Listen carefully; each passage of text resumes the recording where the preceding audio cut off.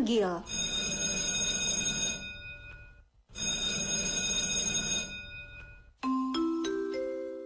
Waktunya masuk kelas.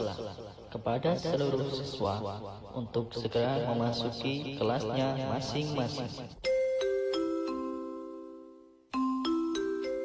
Kelas on air dimulai. Yuk belajar di RRI Mataram.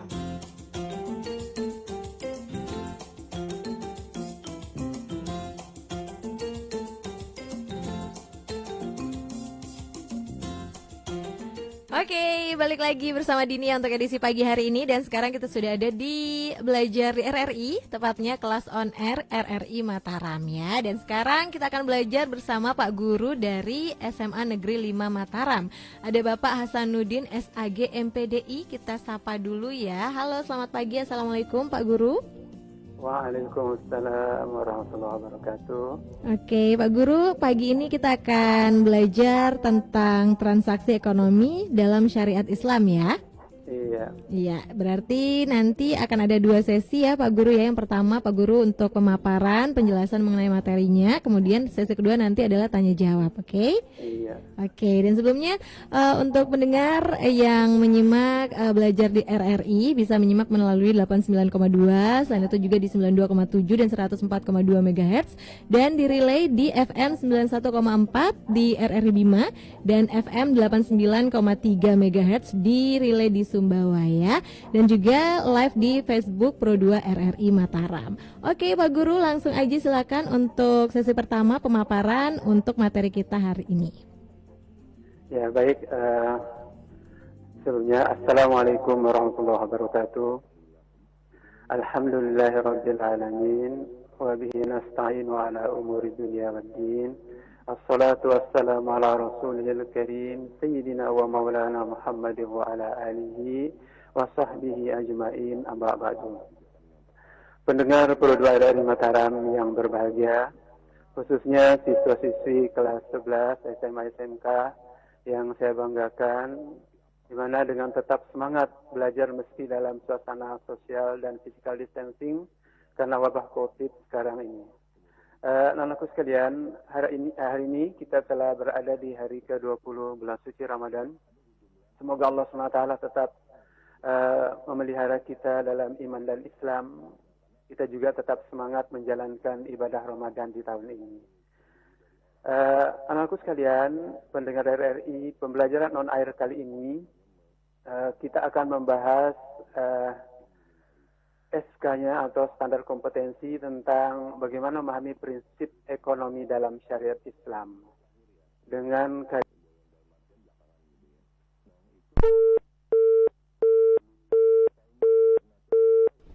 Oke, Pak Guru, sepertinya terputus ya. Nanti kita bakalan coba untuk telepon lagi. Dan pastinya masih di belajar di RRI, kelas on air RRI Mataram. Pak Guru tadi sudah siap untuk menyampaikan materi mengenai materi hari ini, yaitu transaksi ekonomi dalam syariat Islam ya. Dan kita masih mencoba untuk terhubung kembali dengan Pak Guru Hasanuddin SAG MPDI. Dan pastinya juga untuk adik-adik yang sudah menyimak, dan pastikan untuk nanti bisa ikut bertanya, ikut aktif ya, bertanya melalui telepon ataupun SMS di 081802057.000. Oke, kita coba lagi untuk terhubung dengan Pak Hasanuddin. Halo Pak Guru. Halo. Iya Pak Guru, maaf ya kayaknya tadi terputus ya. Iya. Oke, silakan Pak Guru dilanjutkan kembali untuk pemaparan materinya ya. Baik, kita akan melanjutkan kembali. Jadi untuk PD yang akan kita hari ini, yang pertama adalah bagaimana kita nantinya menerapkan prinsip ekonomi dan muamalah sesuai dengan ketentuan syariat Islam. Kemudian bagaimana kita bekerja sama menegakkan prinsip-prinsip praktik ekonomi sesuai dengan syariat Islam. Kemudian bagaimana kita juga menelaah prinsip-prinsip dan praktik ekonomi dalam Islam. Yang terakhir, bagaimana kita mempresentasikan prinsip-prinsip itu dalam praktik ekonomi dalam syariat Islam. Tentu dengan tujuan kita secara keseluruhan adalah memahami prinsip ekonomi dalam syariat Islam yang paling penting adalah dapat kita terapkan dalam kehidupan kita sehari-hari. Itu yang menjadi tujuan pembelajaran kita hari ini. Baik, pendengar sekalian, sebelum lebih lanjut kita membahas tentang ekonomi Islam, ada beberapa hal yang ingin saya sampaikan. Yang pertama,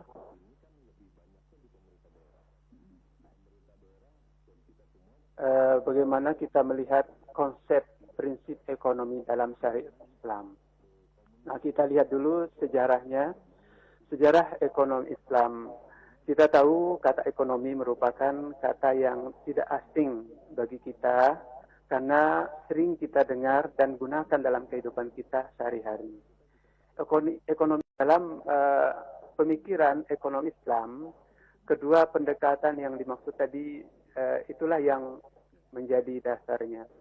Kemudian kita tahu pula sejak zaman Khulafaur Rasyidin, para khalifah melakukan pendekatan positif seperti yang dilakukan tadi, merespon kondisi sosial, politik, ekonomi yang real terjadi di masyarakat di masing-masing waktu atau kurun waktu pemerintahan.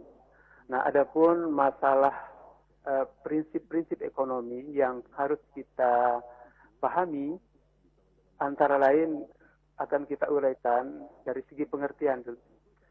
Prinsip ekonomi Islam menurut KBB kalau kita lihat secara bahasa yaitu azas atau dasar, yakni kebenaran yang menjadi pokok dasar berpikir ataupun bertindak. Sementara ekonomi kalau kita lihat maknanya adalah hal-hal yang berkaitan dengan segala urusan keuangan, rumah tangga, negara, bahkan organisasi yang lebih besar dunia. Nah, itu dari segi istilahnya. Kemudian kita lihat juga dalam praktek ekonomi Islam, agama Islam tidak hanya mengatur urusan itu saja. Tapi lebih dari itu, agama Islam mengatur semua aspek kehidupan masyarakat. Mulai dari etika, ibadah, sosial, hukum, akhlak, bahkan politik, termasuk juga di dalamnya ekonomi. Bahkan ekonomi ini menjadi perhatian agama Islam, sehingga dalam beberapa ayat Al-Quran banyak mengatur tentang praktek ekonomi dalam Islam. Seperti yang kita sama-sama telah tahu dan mungkin bahkan terlibat langsung di dalamnya. Misalnya di situ ada kegiatan jual beli, sewa menyewa, hutang piutang, syirkah, bahkan perbankan, asuransi dan lain-lain sebagainya. Itu yang menjadi pembahasan, bahkan menjadi materi dalam pembahasan kita kali ini. Nah, lebih jauh anak-anakku sekalian, kita akan melihat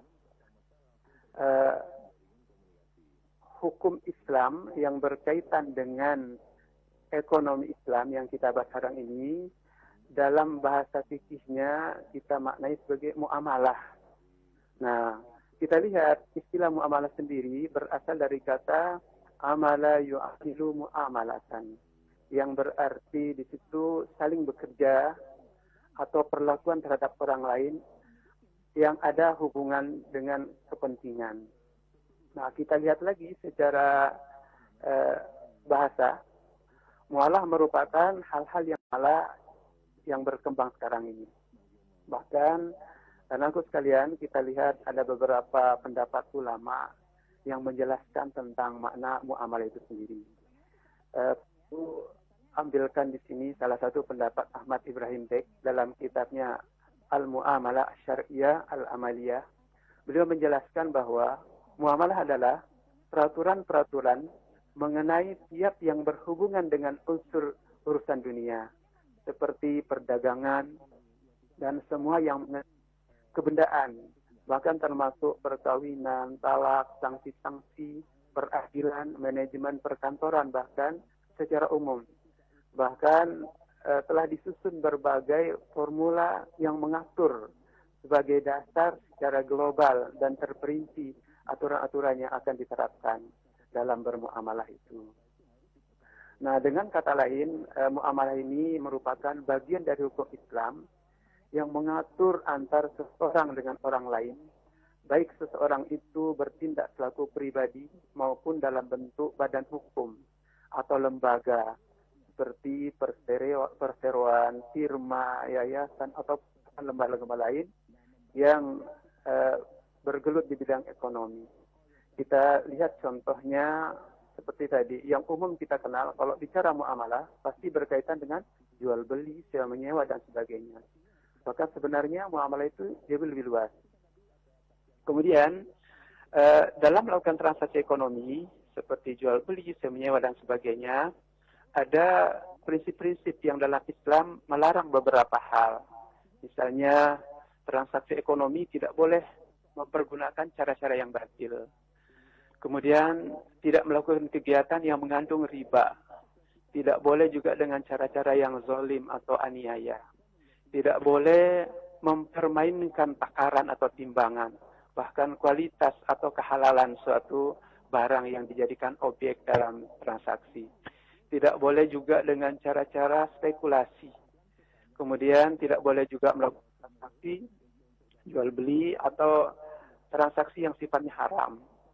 Sehingga kalau kita ambil beberapa prinsip dalam Islam, prinsip transaksi ekonomi, pertama, pihak-pihak yang bertransaksi harus memenuhi kewajiban yang telah disepakati, tidak boleh mengkhianati satu sama lain yang dituang di dalam akad atau perjanjian yang mereka lakukan.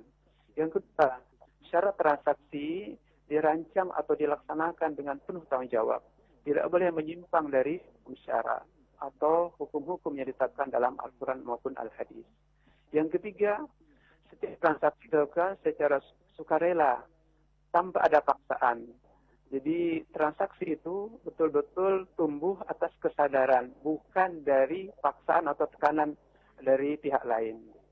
Nah, ini yang menjadi prinsip. Kemudian yang berikutnya, setiap transaksi dilandasi niat yang ikhlas, yang baik karena Allah, sehingga terhindar dari bentuk-bentuk penipuan, kecurangan, dan sebagainya. Karena dalam Islam, transaksi ekonomi itu bukan semata-mata orientasinya bisnis, tapi ada orientasi pendekatan kita dengan ta'awun, itu tolong-menolong. Nah, di situ ada unsur tolong-menolong. Sehingga dalam perkembangannya melalui media-media online. Nah, sehingga dalam Islam, kebiasaan-kebiasaan bahkan di supermarket, sehingga anakku sekalian, kita harus paham dasar-dasarnya. Kenapa hal ini dibolehkan gitu, nanti kita lihat. Nah, ada beberapa ayat yang nantinya kita akan bahas berkaitan dengan transaksi ekonomi. Sekarang kita lihat satu contoh saja tentang jual beli. Jadi salah satu bentuk muamalah yang marak dan sering terjadi, yakni jual beli. Dalam Islam, jual beli ini kalau kita lihat secara bahasa, berasal dari bahasa, yakni ba'a yabi'u bai'an. Diartikan itu memiliki, membeli.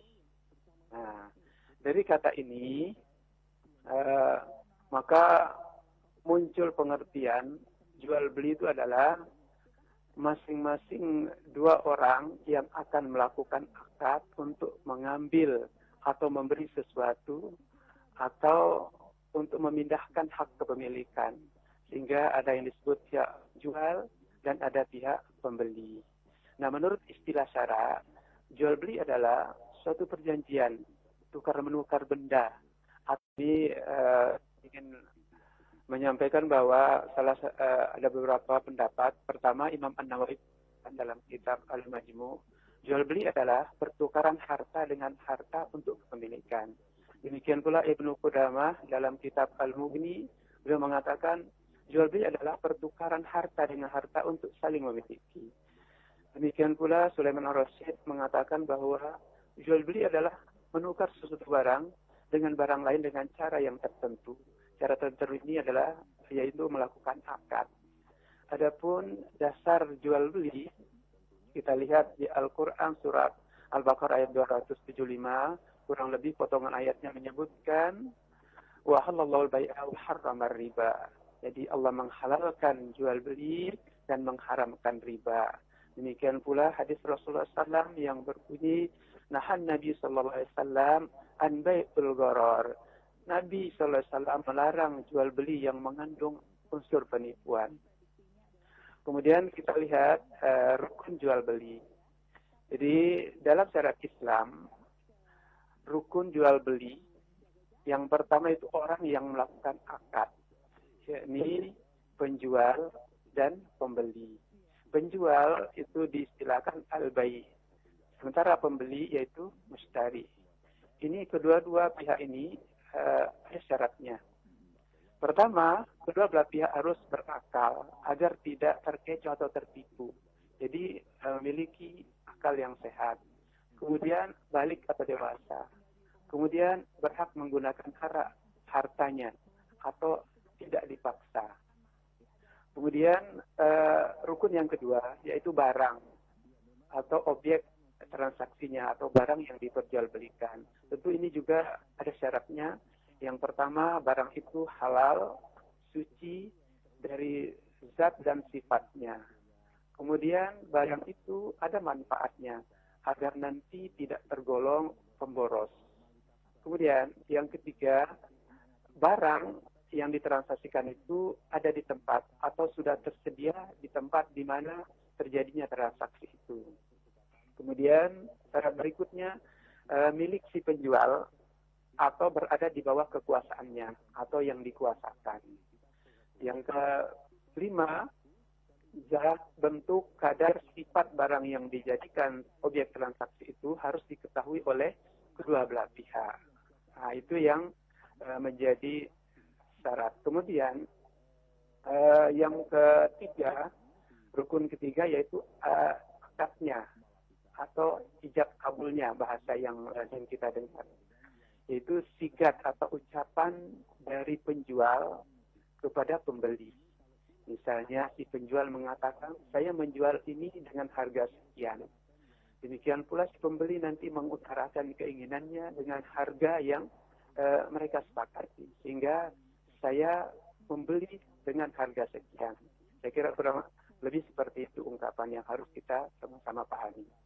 Kemudian kita lihat mengenai tambahan tadi ada terkait barang.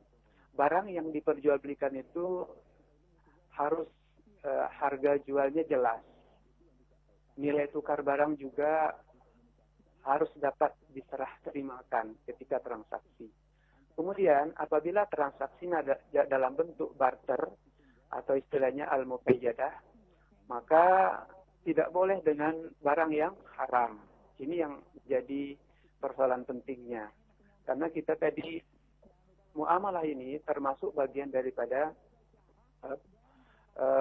ta'awun atau tolong-menolong dengan niat ibadah kepada Allah, tentu memperhatikan kehalalan dan keharamannya, baik barangnya maupun transaksinya sendiri. Nah, anakku sekalian, pendengar Pro dari Mataram, dalam jual beli juga ada kita kenal yang namanya khiyar. Nah, mungkin anak-anakku pernah membaca khiyar itu apa? Kalau kita lihat, khiyar ini adalah hak memilih bagi si penjual dan si pembeli untuk meneruskan jual belinya atau membatalkannya karena ada sesuatu hal. Misalnya ada cacat pada barang yang dijadikan objek transaksi. Nah, kemudian dalam hukum Islam, khiyar ini diperbolehkan, ya. Jadi diperbolehkan agar tidak ada penyesalan, baik nanti pihak penjual maupun terlebih pembeli. Nah, jika ada penyesalan dalam jual beli, maka sunnah hukumnya dikembalikan dengan cara mengembalikan barang itu kepada penjual. Bahkan dalam sebuah hadis disebutkan, kurang lebih mafhumnya, barang siapa yang rela mencabut jual beli terhadap saudaranya, maka Allah pun akan mencabut kerugiannya di hari kiamat. Jadi khiyar ini sangat dianjurkan dalam transaksi jual beli supaya menghindari kerugian. di kedua belah pihak tentunya. Nah, membahas tentang khiyar, ini ada beberapa macam. Khiyar yang pertama itu kita kenal khiyar majelis. Makna khiyar majelis adalah pembatalan jual beli atau meneruskan jual beli itu selama kedua belah pihak, penjual dan pembeli itu masih berada di tempat berlangsungnya transaksi atau di mana tawar-menawar terjadi. Jadi kedua belah pihak berhak memutuskan atau membatalkan jual beli itu. Itulah yang disebut khiyar majelis. Yang kedua ada namanya khiyar syarat. Khiyar syarat ini adalah khiyar yang dijadikan syarat dalam jual beli. Misalnya penjual mengatakan, saya jual barang ini dengan harga sekian dengan syarat khiyar 3 hari. Maksudnya adalah penjual memberi batas waktu kepada pembeli untuk memutuskan jadi atau tidaknya pembelian itu. Diberi waktu 3 hari karena memang waktu yang diberikan memang selambat-lambatnya hanya 3 hari. Jadi dengan adanya khiyar syarat ini, status barang tersebut sementara waktu dalam masa khiyar tidak ada pemiliknya. Artinya si penjual tidak berhak menawarkan kepada orang lain sebelum habis masa 3 hari itu. Namun jika akhirnya pembeli memutuskan tidak jadi, misalnya dalam hari kedua, maka barang itu kembali menjadi hak penjual. Artinya dia boleh menawarkan ke pihak lain karena sudah ada kejelasan dari pihak yang calon pembeli yang pertama tadi. Kemudian kita lihat khiyar yang ketiga, yakni khiyar aib atau khiyar karena ada cacat. Yakni bagaimana kita memilih untuk melangsungkan akad jual beli atau membatalkannya apabila barang tersebut terdapat cacat yang tidak diketahui oleh penjual dan pembeli sebelumnya. Jadi pembeli boleh mengembalikan barang yang dibelinya jika terdapat cacat yang dapat merugikan kualitas atau nilai barang tersebut. Sehingga penjual mengembalikan uang yang tadi menjadi nilai tukar dari harga barang yang terdapat cacat itu. Sehingga bisa jadi nanti penjual dan pembeli, bahkan untuk zaman sekarang ini ada istilahnya garansi untuk menjamin bahwa barang yang dijual itu tidak terdapat cacat. Nah, saya kira itu hal-hal yang berkaitan dengan khiyar. Kemudian kita akan lihat kembali tentang macam-macam jual beli. Nah, jual beli ini ada beberapa macam. Yang pertama jual beli yang sah, yakni jual beli yang terpenuhi rukun dan syaratnya. Kemudian yang kedua ada jual beli yang tidak sah karena tidak terpenuhi syarat dan rukunnya. Misalnya jual beli sesuatu yang tergolong najis. Nah, apalagi sekarang ini marak dengan ulah oknum yang memalsukan barang atau objek transaksinya. Nah, ini yang jual beli yang tidak sah.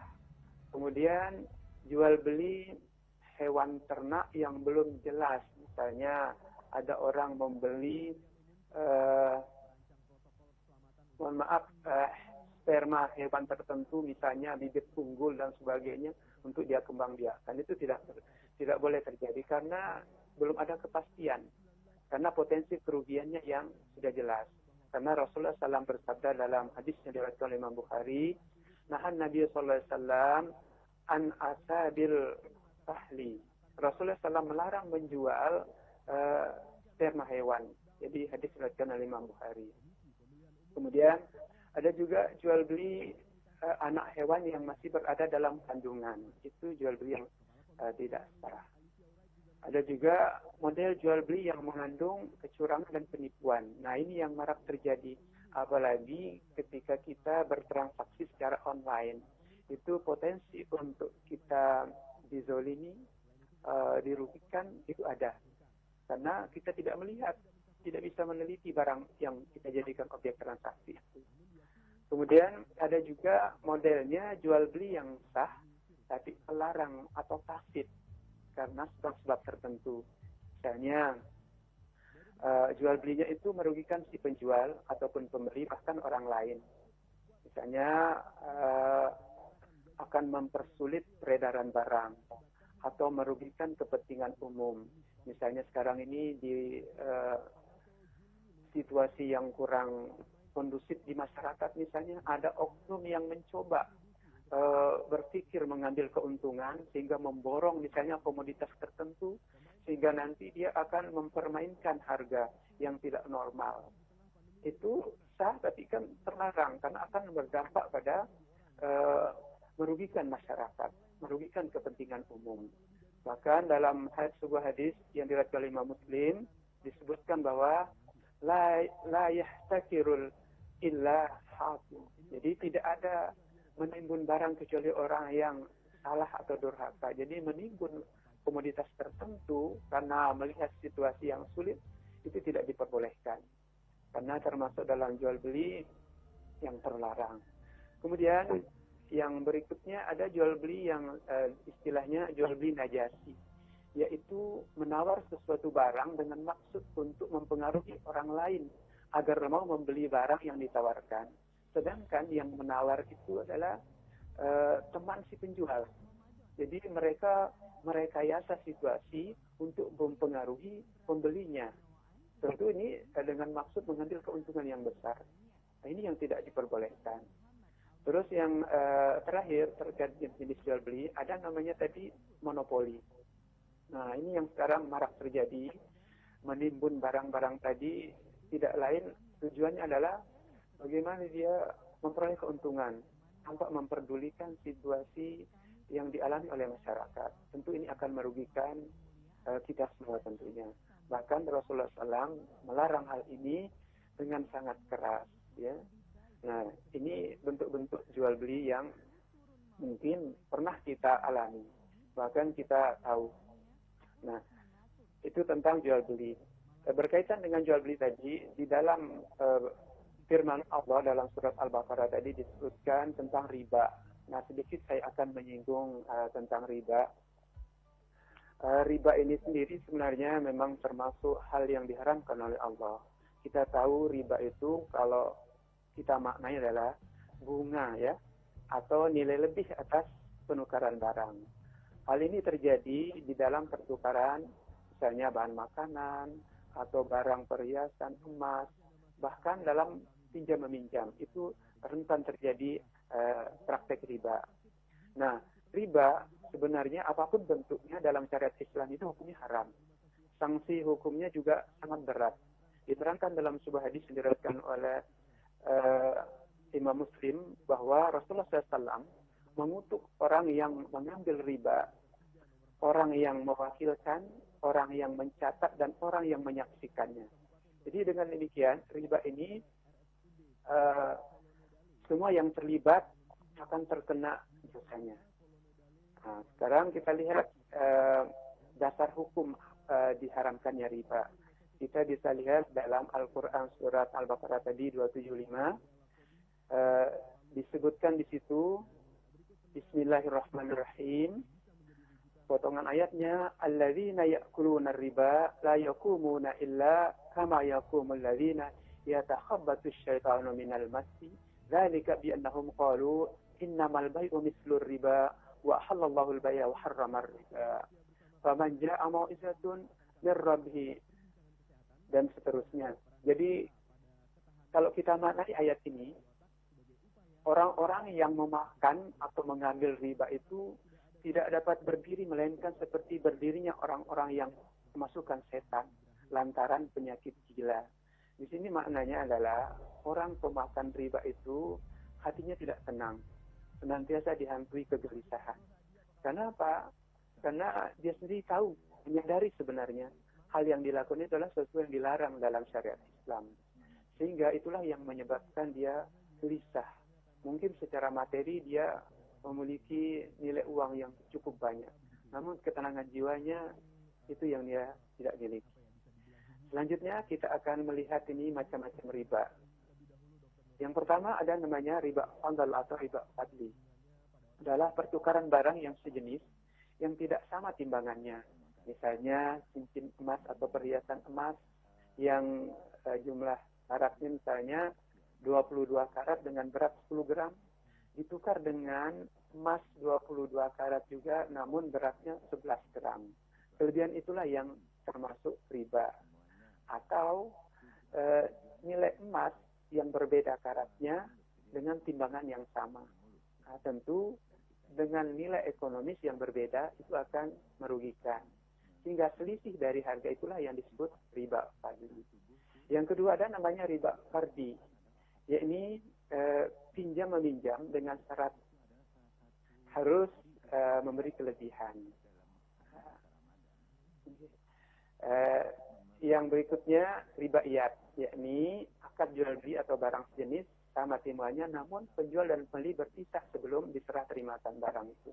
Yang terakhir riba nasiah adalah akad jual beli dengan penyerahan barang beberapa waktu kemudian. Misalnya membeli buah-buahan yang masih kecil di pohonnya, kemudian diserahkan nanti setelah besar atau panen, karena memerlukan waktu. Saya kira itu secara umum gambaran kita tentang muamalah khususnya jual beli. Mungkin segmen pertama saya cukupkan dulu, nanti kita akan lanjutkan.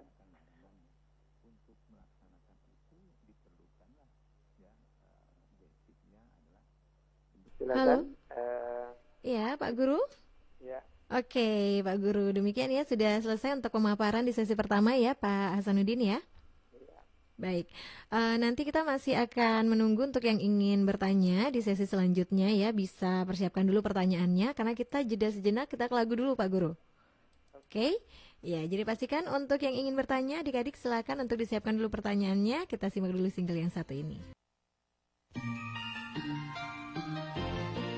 Kelas on air dilanjutkan.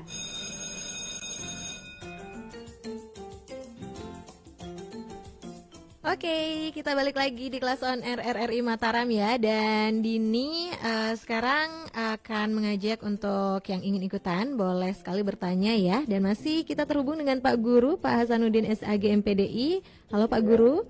Iya.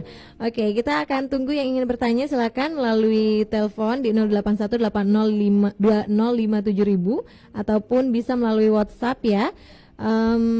Untuk yang ingin bertanya ada siapa? Kita lihat dulu di chat dulu ya, chat WhatsApp dulu Pak Guru ya. Assalamualaikum Pro 2. Apa nih? Apakah jual beli harus wajib diakadkan? Misalnya penjual berkata saya jual kue ini dengan harga 1.000, lalu pembeli menjawab saya terima uang pembelian jajan dengan harga 1.000 juga. Gitu Pak Guru pertanyaannya. Apakah perlu ada akad setiap ada transaksi? Ya baik. Dengan merujuk kepada syarat rukun jual beli, yang namanya akad tadi memang harus seperti itu. Namun prakteknya kita sekarang ini kan kadang-kadang apalagi di supermarket kan tidak ada omong-omong langsung, melihat harga, bayar, selesai. Nah ini juga sah karena berkaitan dasar hukumnya, yakni kita mengambil salah satu bentuk ijtihad, yakni urf. Al-urf itu kebiasaan masyarakat yang disinggung oleh syara, namun terjadi bahkan berlangsung terus, tapi semua pihak di situ yang bertransaksi tidak hasilnya menyepakati, tidak ada yang dirugikan, itu dibolehkan. Oke, jadi dibolehkan ya Pak Guru ya. Iya. Oke, kita lanjut lagi. Silakan untuk yang ingin bertanya langsung telepon by WhatsApp ya di 081802057000. Nanti Pak Guru Hasanuddin akan langsung menjawab ya. Mungkin siswa-siswi SMA Negeri 5 Mataram juga yang sedang menyimak ya pagi ini Pak Guru supaya bisa langsung bertanya sama Pak Gurunya nih ya di Belajar di RRI. Oke, sementara kita baca chatting dulu ya di WhatsApp ya. Ini ada yang bertanya, Assalamualaikum Pak Guru, dari Mulyani di Ampenan nih, di Ampenan.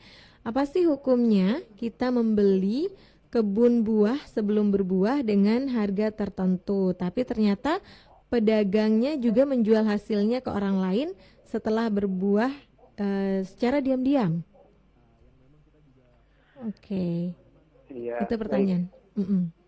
Jadi dalam transaksi memang di situ harus jelas Misalnya kalau yang dibeli kebunnya, otomatis dengan kesepakatan nantinya apa saja yang tumbuh di situ sudah menjadi hak pemilik setelah istilahnya transaksinya terjadi. Jadi penjual tidak lagi punya hak kecuali dalam bentuk sewa menyewa. Kalau namanya jual beli ya sudah pemilik. Kalau sudah diserahkan, bahkan sudah ada istilahnya sekarang ini kan hitam di atas itu sudah diserahkan secara penuh, tidak ada lagi hak si penjual. Itu secara syariatnya. Tapi kan yang praktek terjadi di masyarakat sekarang ini mungkin dengan beberapa kondisi itu dikondisikan. Misalnya ini saya jual, itu bersyarat artinya. Nah, dalam syariat tidak boleh. Karena ada digantungkan syarat jual belinya itu karena masih ada kepentingannya dengan pohon tertentu misalnya. Itu tidak boleh. Jadi transaksi harus jelas. Apakah tanahnya saja? Tentu tidak bisa tanah itu tampak beserta dengan tumbuh-tumbuhan atau pohon yang ada di dalamnya. Nah, ini yang harus kita pahami dan diperjelas gitu. Saya kira itu. Oke, itu dia ya. Oke, kita lanjut lagi Pak Guru. Untuk yang ingin bertanya sekali lagi, silakan boleh telepon ke 081802057.000 dan boleh juga chat ya. Tapi kalau yang mau menelpon mungkin aja nih ada yang berani menelpon nih siswa-siswi SMA Negeri 5 Mataram khususnya ya. Dan se-NTB juga ini yang pengen bertanya langsung sama Pak Guru, silakan. Oke, kita lanjut lagi Pak Guru untuk yang bertanya masih via WhatsApp ya. Assalamualaikum Pak. Ini pertanyaannya, prinsip apakah yang diterapkan dalam ekonomi Islam? Bagaimana caranya agar tidak terjadi riba? Ini dari Fadila Novianti, kelas 11 IPS 3. Iya, baik. Jadi untuk transaksi ekonomi agar tidak mengandung riba, ada beberapa hal yang bisa kita perhatikan. Misalnya syaratnya yaitu barang atau yang menjadi objek transaksinya itu harus sama timbangan dan ukurannya. Atau yang syarat yang kedua harus bisa diserah terimakan. Atau istilahnya barang itu disaksikan secara bersama-sama. Ini murid SMA 5. Iya. Dengan siapa di mana? Dari Destina. Restina. Ya. Destina. Iya. Di mana? Iya. Pertanyaan langsung? Oke deh, silakan pertanyaannya. Tentang syariat ekonomi kan, sekarang tuh banyak kayak bisnis-bisnis online gitu kan. Misalnya kita naruh uang, terus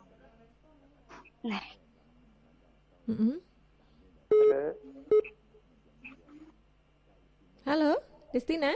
Halo? Ya. Halo. Gimana? Maaf, putus. Oh iya, oke. Sekarang banyak kan bisnis online itu. Terus kita tuh kita naruh uang, terus dari per hari itu kita tarik gitu. Nah, per bulan tuh kita dapat kayak penambahan uang, keuntungan gitu, itu riba. Oke. Oh, ikut sebagai investor mungkin ya? Gitu Menanamkan modal gitu ya. Menanam modal ya? Menanam modal. Iya. Oke. Itu aja pertanyaannya Destina? Iya, itu aja. Oke, terima kasih ya sudah bertanya. Oke, silakan Pak Guru. Mungkin kita jawab ya. langsung Jadi, dijawab dulu. Iya. Kalau tadi kesepakatannya tadi kan menanam modal. Itu kemudian modal itu dikembangkan dengan usaha, tentu dilihat dulu usahanya, kriteria usahanya itu halal atau tidak. Mengenai menanam modal itu boleh, ada namanya nanti syirkah. Bahkan beberapa orang itu nanti 4 atau 5 orang mereka berkumpul membuat sebuah usaha.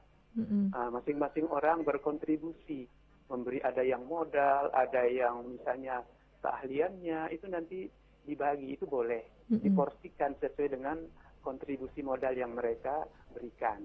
Keuntungannya bahkan nanti pun risiko kerugian pun akan ditanggung secara bersama-sama. Itu dibolehkan ya. Yang penting jelas. Dengan siapa di mana? Siti Rohani di Merta Umbak. Siti Rahani. Di Martaumbak. Oke, silahkan langsung pertanyaannya. Bagaimana cara menghindari perbuatan riba? Mm-mm. Bagaimana cara menghindari perbuatan Oke, riba? itu aja ya. Pertanyaannya. Oke, terima kasih ya, Siti Rahani. Iya, oke, silakan Pak Guru. Iya. Dijawab dulu. Cara menghindari perbuatan riba. Iya. Tadi kan riba itu beberapa jenis atau bentuk, ya.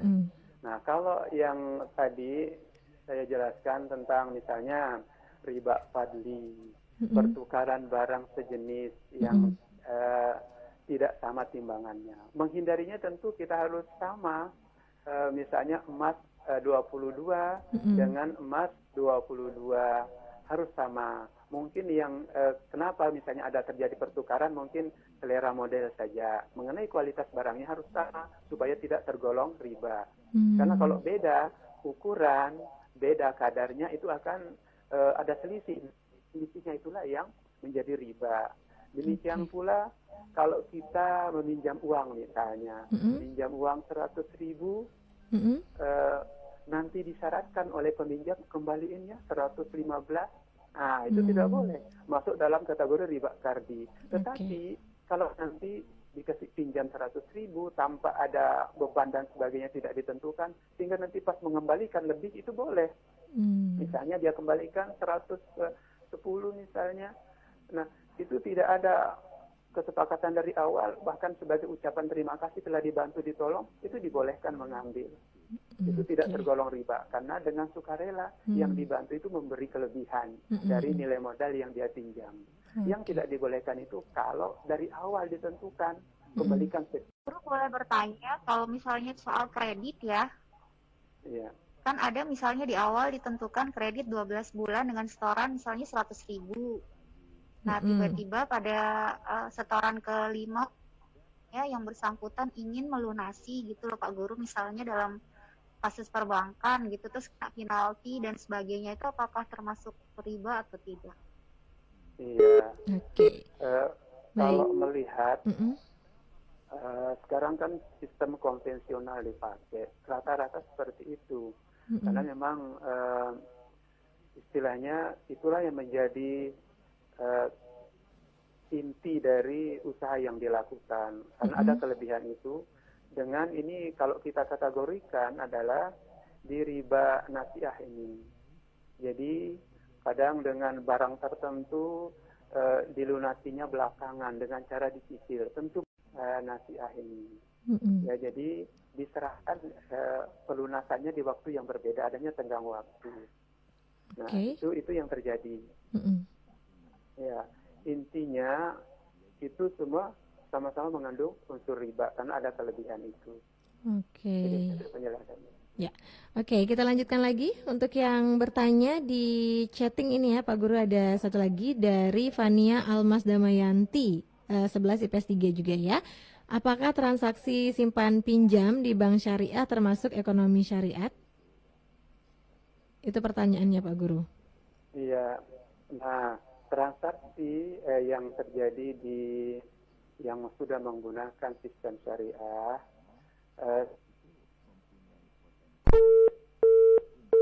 Oke, sepertinya terputus ya Pak Guru. Kami akan coba untuk menghubungi kembali Pak Guru karena memang karena masih by phone juga ya kita belajarnya. Tidak apa-apa, kita akan tunggu untuk bisa terhubung kembali dengan Pak Guru Hasanuddin dari SMA Negeri 5 Mataram. Masih ada waktu 5 menit lagi untuk dijawab pertanyaan terakhir tadi ya. Jadi, oke, sudah terhubung sepertinya Pak Guru. Halo. Oke, Pak Guru silakan dijawab. Tadi. Jadi transaksi yang tadi disebutkan memang tergolong ya riba karena dari keuntungan atau bahkan apa istilahnya dari waktu yang digunakan dan sebagainya itu sudah tergolong riba. Memang sebaiknya kita menghindari ya. Kalau yang di sistem syariah di situ ada akad, ada akad. Itu yang membedakan nanti dengan yang konvensional. Memang sih secara hitung-hitungan nanti ada resiko tertentu. Namun yang di syariah itu nanti ada kalkulasinya juga sama dengan resiko yang ada, tapi akadnya yang membedakan. Saya kira itu. Oke, terima kasih banyak Pak Guru ya. Karena waktu kita sangat terbatas, tapi terima kasih untuk sudah memberikan waktu Pak Guru ya. Semoga Pak Guru sehat selalu, sukses selalu. Amin. Untuk pemaparan hari ini, untuk adik-adik yang sudah belajar juga tetap semangat. Terima kasih sekali lagi Pak Guru sudah belajar di RRI untuk edisi hari ini. Ya. Oke, jadi untuk yang masih stay tune di sini jangan kemana-mana, nanti Dini masih akan hadir kembali dan nanti kita jelang juga warta berita olahraga dari Pro 3 Jakarta. Demikian dulu untuk belajar di RRI edisi hari ini.